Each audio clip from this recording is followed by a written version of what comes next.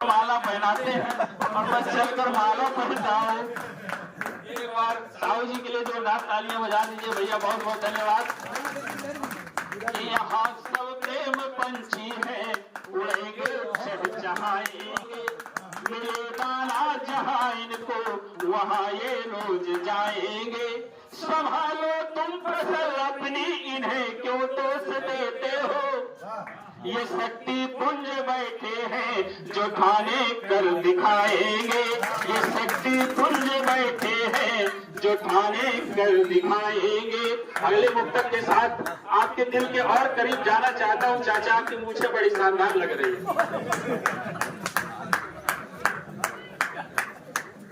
ये अपने हाथ के कंगन मुझे तुम क्यों दिखाती हो। प्रेम का कवि हूँ, हाथ से लिखता नहीं हूँ, शादीशुदा।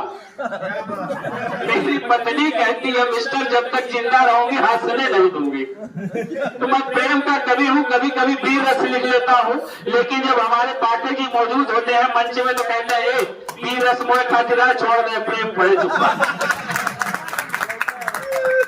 ये अपने हाथ के कंगन मुझे तुम क्यों दिखाती हो, कभी मिलती हो कंधे पर मेरे सिर क्यों टिकाती हो, कभी मिलती हो कंधे पर मेरे सिर क्यों टिकाती हो। तुम अपने बाग के मालिक की अब पूरी अमानत हो, तुम अपने बाग के मालिक की अब पूरी अमानत हो। कहा कर हाथियों मेरा ये हलचल क्यों मचाती हो, कहा कर हाथियों मेरा। अगर माइक वाले भैया तो डंडा और रख देते यार, मजा आ जाता। बड़ा अच्छा लग रहा है, मुझे लगता है आप मेरे साथ जुड़ चुके हैं। मैं प्रेम का कवि हूँ और वो प्रेम लिखता हूँ जिसे माता मीरा पीती है तो जहर का प्याला भी हंसते हंसते पी जाती है। मैं वो प्रेम लिखता हूँ जिसे माता सबरी पीते हैं तो जूठे बेर भी प्रभु श्री राम को खिला देती है। मैं वो प्रेम लिखता हूँ जो बाबा कबीरदास जी पीते हैं और खुले चौराहे में आडम्बरों के खिलाफ ललकार बैठते हैं, राम की भूलिया बन जाते हैं। मैं वो प्रेम लिखता हूँ। जब भगवान भी इस धरती पर आते हैं तो प्रेम के लौकिक स्वरूप को जीते हैं। चाचा आपके चरणों में प्रणाम करके मैं आगे बढ़ना चाहता हूँ। जब भगवान इस धरती पर आते हैं तो प्रेम के लौकिक स्वरूप को जीते हैं। भगवान राम जब इस धरती पर आए तो अपने बाल रूप के प्रेम को ऐसे जिया कि गोस्वामी तुलसीदास जी को लिखना पड़ा, वरदंत की पंगत कुंद गली अधराधर पल्लव खोलन की जगह सभी मोटिन माल अमोलन की, न्योछावर प्राण करें तुलसी बलि जाऊं ललाई बोलन। और जब अपने किशोर वय के प्रेम को जीते हैं, मंच का ध्यान चाहूंगा, जब अपने किशोर वय के प्रेम को जीते हैं तो फुलवारी वाटिका में माता सीता के साथ जब आंखें चार हो जाती हैं रुक जाते हैं, भूल जाते हैं कि पीछे छोटा भाई लक्ष्मण भी है। क्या सोचेगा कि भैया मतलब आप भी आप थोड़ा दाएं बाएं कर लेते, भूल गए कि छोटा भाई है, भूल जाते हैं। और जब अपने प्रेम के गृहस्थ रूप को जीते हैं, जब अपने गृहस्थ प्रेम को जीते हैं तो स्फटिक शिला में बैठ करके माता सीता का फूलों से श्रृंगार करते हैं। मैं वो प्रेम लिखता हूँ। और जब प्रेम के ग्रह रूप को जीते हैं तो अजय लंका भी जीत लेते हैं। मैं वो प्रेम लिखता हूँ। निश्चित रूप से इस दुनिया में अगर कोई सबसे पवित्र भाव है तो वो प्रेम है। बड़ा अच्छा लग रहा है। चाची आप तो जने बची हो, कोई लागत है आप तो हरियाणू खाने का काम किया, बाकी तो सब चली गई। अच्छा लग रहा है आप सबके बीच में आकर के। एक चाची थी, दूध बेच करके एक बड़ी महंगी अंगूठी बनवाई। अब उनकी इच्छा थी कि अंगूठी सब कोई देखे, जहां भी जाए अंगूठी आगे आगे करे, देखो बहन ये है, लेकिन वो कह नहीं रही थी कि मैंने अंगूठी नहीं बनवाई है, कोई ध्यान नहीं दे रहा था। एक दिन गुस्सा हो गई, नाराज हो गई और अपनी झोपड़ी में आग लगा दी। झोपड़ी में जब आग लगी तो आस पास के सब लोग दौड़े दौड़े आए, बोले अरे चाची की झोपड़ी में आग लग गई है, आग लग गई है। सब लोग आए। अब चाची जब आग लगी थी तो दौड़ दौड़ के बता रही थी, देखो यहाँ आग है, देखो यहाँ आग है, देखो यहाँ आग है। एक चाची समझदार थी, वो डर ली, बोले अरे चाची क्या बात है, मतलब नई अंगूठी बनवाई है।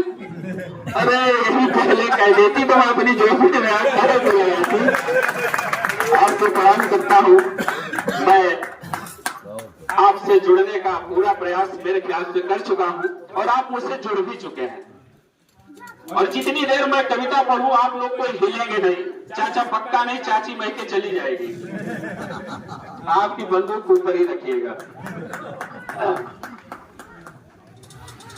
एक लड़का और एक लड़की जो साथ में पढ़ते थे, एक दूसरे से अलग हो चुके थे। एक दिन फागुन का मौसम था, दोनों एक शादी में मिल जाते हैं। दोनों एक दूसरे को देखते हैं, दोनों के मुंह से एक साथ आवाज आती है, अरे तुम। नायक चुप हो जाता है। लड़की कहती है, अरे तुम कहाँ चले गए थे यार, तुमको कितना ढूंढा, फेसबुक में ढूंढा, व्हाट्सएप में ढूंढा, यूट्यूब में ढूंढा, जाने कहाँ कहाँ ढूंढा, तुम कहाँ चले गए थे। अच्छा ये बताओ तुम यहाँ कैसे? मेरी तो जेठानी की लड़की की शादी है, मैं तो लड़की पक्ष से हूँ। अच्छा तुम लड़के वाले हो गए। नायिका बोलती ही जा रही थी, नायक चुपचाप सुनता जा रहा था और उसकी तरफ देखता जा रहा था। देखता जा रहा था, अचानक नायक बोल पड़ता है। भैया समझ में आ रही ना? जो बोल रहा हूं वही समझ में आ रहा है। एक बार एक गुरुजी थे, वो लाखों रा पढ़ते थे। बीच में एक वाक्य आया कि गुलाब का फूल लाल लाल होता है, और गुरुजी पढ़े गुलाब का फूल लाल लाल होता है, र लिखना र न लिख देना। तो मैं जो बोलूं वही समझ में आ जाए तो आप तालियों से मुझे आशीष देते रहिएगा। नायक बोल पड़ता है। मेरी कविता यही से निकलती है। कहता है कि मेरी जिंदगी में तुमसे छिपा कोई राज भी है क्या? बताना, तेरी गली में वो इमली का पेड़ आज भी है क्या? बहुत अच्छा। मेरी जिंदगी में तुमसे छिपा कोई राज भी है क्या? बताना, तेरी गली में वो इमली का पेड़ आज भी है क्या? उसके नीचे से गुजरने पर तुम कितना डरती थी ना, तेरी खड़खड़िया साइकिल की चेन भी वहीं उतरती थी ना।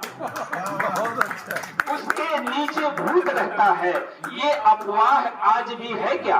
बताना, तेरी गली में, अरे आप भी बोलिए चाचा, बताना, तेरी गली में वो इमली का पेड़ आज भी। कोचिंग के बाद मेरी कोचिंग तुम्हारी कोचिंग मेरे बाद देर शाम तक रहती थी। तब तक तुम्हारा इंतजार करना, फिर तुम्हें घर तक छोड़ना, ये मेरी जिम्मेदारी रहती थी। रास्ते में तुमसे कुछ बोल भी नहीं पाता था, मेरे संकोची स्वभाव से तू अभी तक नाराज भी है क्या? बताना, तेरी गली में वो इमली का पेड़ आज भी है क्या? तीजा के दिन छोटी बहन से लड़ने पर तुम्हारी मम्मी ने बाल पकड़ के घूंसे मारे थे। तीजा के दिन छोटी बहन से लड़ने पर तुम्हारी मम्मी ने बाल पकड़ के घूंसे मारे थे। कोई घर आ जाए, बक करना, सारी व्यवस्था संभालना, सारे काम तुम्हारे थे। तुम्हारे मायके वाले घर का हर एक जर्रा तुमसे बिछड़कर नासाज भी है क्या? बताना, तेरी गली में वो इमली का पेड़ आज भी है क्या? सुना है शादी के बाद लड़कियां पुराना सब भुला देती हैं। यकीन नहीं होता बचपन की हंसी यादों को कैसे सुला देती है। तुम्हारा घर, स्कूल, साइकिल, बस्ता सब तो सहेजे हूँ। तुम्हारे दिल में मेरी कोई छोटी सी आवाज भी है क्या? बताना, तेरे गले में इमली का पेड़ आज भी है क्या? और निश्चित रूप से आपके बीच में आकर के मुझे बड़ा अच्छा लगा। और ये कविता मनोरंजन के साथ साथ कुछ ध्येय लेकर के चलती है, और मुझे लगता है कि जब तक कविता अपने ध्येय को प्राप्त नहीं कर लेती है, अधूरी मानी जाती है। तो मैं ध्येय के साथ मात्र 1.5 मिनट की कविता है। अगर अच्छा लग रहा हो तो तालियां बजा दीजिएगा, अगर मुझे बैठाना हो तो मत बजाइएगा। जब कविता अपना ध्येय प्राप्त कर लेती है तो अपने उद्देश्य में सफल हो जाती है। मैंने एक ध्येय शुरू किया है। मैं अपने देश के महानायकों, मैं अपने देश के परम वीरों के बारे में कुछ लिख करके अपनी प्रस्तुति आपके बीच में रखना चाहता हूँ, और अपने जीवन की एक सर्वश्रेष्ठ रचना आपके बीच में रखना चाहता हूँ। और मेरा दावा है कि वो कविता सुनने के बाद आप अपने स्थान पर खड़े हो जाएंगे। कविता कैप्टन मनोज कुमार पांडे जी पर है।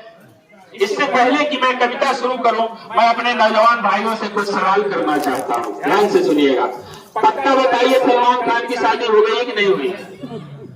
भैया निश्चय जी, नहीं हुई है ना? अच्छा, अभिषेक बच्चन की पत्नी का क्या नाम है? ऐश्वर्या राय के ससुर जी का क्या नाम है? कई 96-90। बड़ा अच्छा लगा। कभी तो मेरी कैप्टन मनोज पांडे जी के ऊपर है। मनोज पांडे जी का 7 जुलाई को उनके लखनऊ में निवास में लाया जाता है। वो 100 सामने रखा हुआ है। 24 वर्षीय युवक का 100, बूढ़े पिता, उस दृश्य को महसूस करिएगा। 24 वर्षीय उस परमवीर का 100 सामने रखा है।